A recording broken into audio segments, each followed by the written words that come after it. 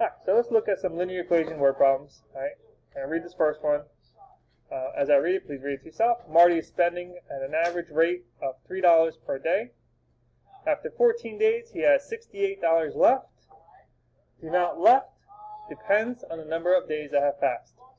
Okay, so for linear equations, we're going to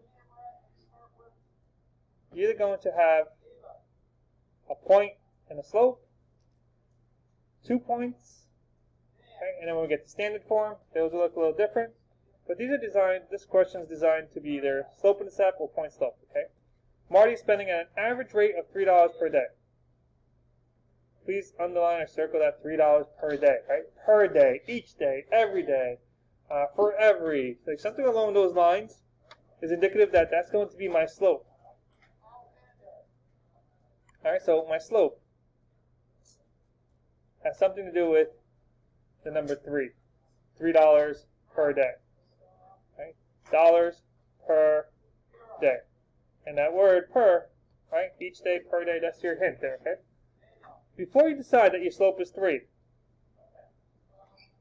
go back and reread this just one more time, okay? Because I'm not going to, the word problem is not going to say, oh, it's -3 slope, or it's a +3 slope. You have to go into that word problem and really look at it and say, okay, is there any context clues, is there anything in the sentence that indicates that the slope is positive or negative? Right? So think about this. Marty is spending money. You have $100 in your pocket and you spend $5. What happened to the amount of money that's in your pocket? Did it go up or down? Down, yeah. So if you're spending, right, so there's your word. You're spending money. That means my slope is negative. Right, the amount of money in my pocket is decreasing as I spend it. So my slope is -3. Once you've identified, or there's information in here that tells you your slope, right, that dollars per day, this is also telling you or helping you indicate what your point is. And when you have a point, you should really identify what the x value is and what the y value is. Right? What's the units of your x coordinates, what's the units of your y coordinates. And if you're given this slope per day, or dollars per day, the first unit of dollars, and it's always going to be in this order, right? Dollars per day. The first unit of dollars is going to be my y coordinate. The per day, right? The dollars will depend on the days, and the day is going to be my x coordinate. Another indication that day is going to be an x coordinate is day is a unit of time.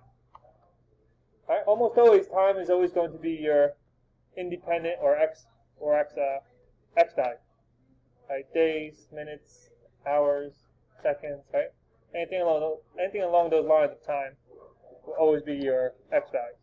So now when you read this, it says after 14 days he has $68 left. Please don't assume that the order that they give you the numbers is always going to be in XY order. It's not always that way, okay? But 14 days, is 14 your X or is 14 your Y? Yeah, 14 is your X. $68 left, that's my Y. So after 14 days, I have $68 left.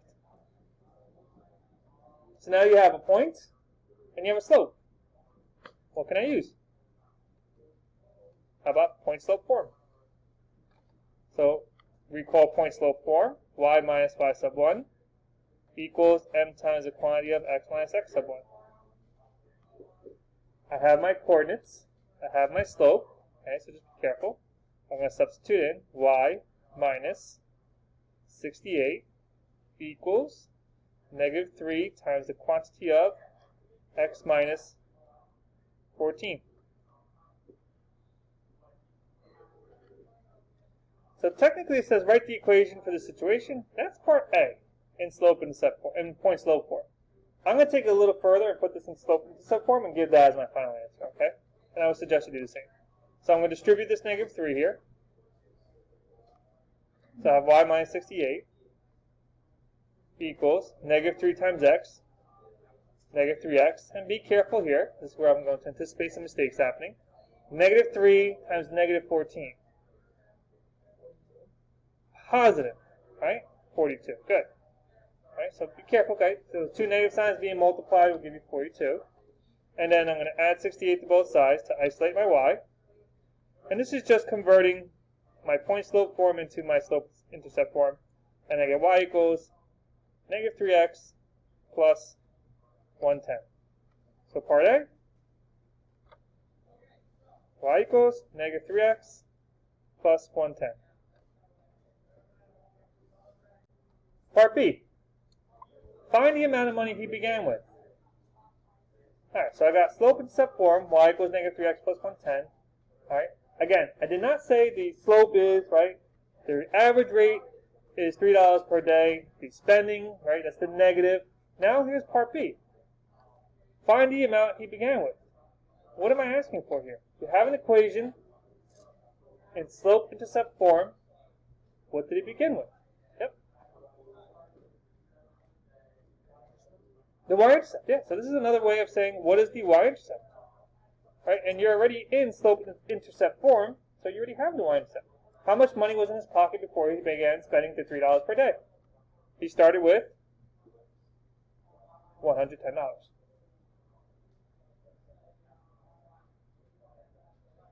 So in converting slope-intercept form into converting point-slope form into slope-intercept form, you're able to answer question B without doing any other work. And then lastly, we have part C here. Part C says, how much money does Marty have after 9 days? Alright, I'm going to highlight the 9 days. This is either going to represent your x coordinate or your y coordinate. There's only two variables here, so it has to be one of them. Which one is it? Is it the x or is it the y? Yeah, correct, because we just said x is your days, 9 days. So I'm going to take my equation, y equals negative 3x plus 110, and I'm going to substitute in a 9 there. So y equals negative 3 times 9 plus 110. Do the math. You get negative 27 plus 110. And y is equal to $83. So after 9 days of spending $3 per day, I'm left with, or Marty's left with, $83. Here's another problem. So number 3, the math department sponsors a math family night each year. In the first year, there were 35 participants.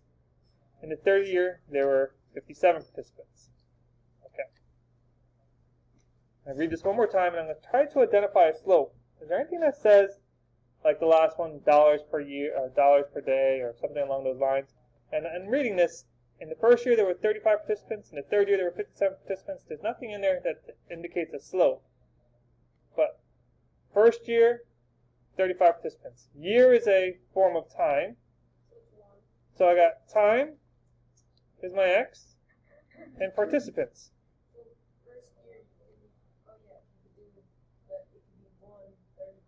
One time, right? 1 year, 35 participants. In the third year, 57 participants. Now that I have 2 points, now I can find the slope. Because I can't assume how many participants I started with when I first started. But after 1 year, what happened? So the math department started this whole program, and it started with some amount of participants. After 1 year, participants now were 35. After the third year, participants were now 57. So what happened in year 0, when we first started this whole math fun night? And we could figure out the slope and all that other information as well. So let's get the slope first. So we're going to do m equals y sub 2 minus y sub 1 over x sub 2 over minus x sub 1. I like to label my coordinates here. I'm going to call this x sub 1 and y sub 1, x sub 2 and y sub 2. And it doesn't matter which one's which. We could have reversed those. So that'll leave me with 57 minus 35 is my difference of my y values. And my x values is 3 minus 1. So this leaves me with 22 over 2, which is equal to 11. 11 what? Right? So 11 what? What does that mean, 11? So just like I said, yep, got it? 11 is my slope, and to throw some words in it, so 11 something per something. Right, the y value is going to go first. 11 participants.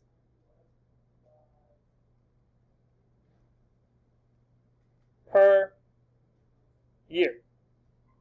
Right? So my slope is 11 participants per year. So it's growing because it's family, family math night. Like, why wouldn't it grow? So it's growing by 11 participants per year. Cool. That's my slope. Part A says write the equation. All right, cool. Well, what do I need to write an equation? I need a slope and a point. Well, I have a point and I have a slope. Choose whatever point you want. So here's my m. I'm going to choose the coordinate 135. I could choose 357, it won't matter. And I'm going to do point slope. So my y minus y sub 1 equals m times the quantity of x minus x sub 1. Substitute in y minus 35 equals 11 times x minus 1. Distribute my 11. 11x minus 11.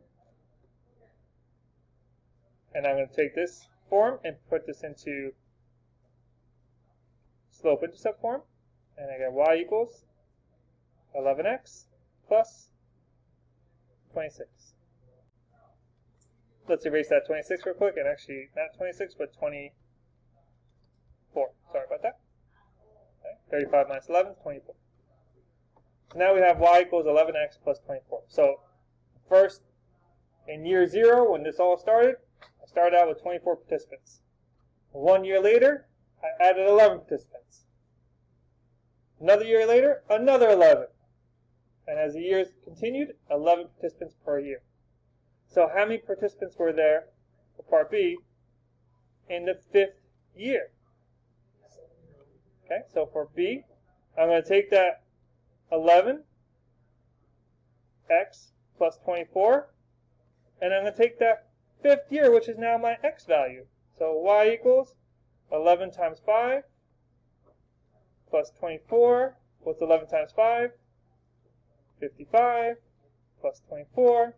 And after 5 years, I now am up to 79 participants.